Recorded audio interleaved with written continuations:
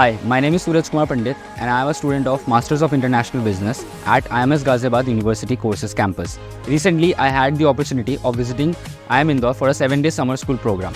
This time, the discussions revolved around international business in digital age. At IIM Indore, we had the privilege of interacting with global industry leaders and renowned experts who provided us with invaluable insights into the world of global business. We learned a lot about cross-border trade, cultural nuances, and the ever-changing regulatory frameworks of different countries. Moreover, we also explored about the disruptive technologies that can reshape the global industries. Through interactive case studies and simulations, we gained a lot of practical knowledge about developing and executing international business strategies in this digital world.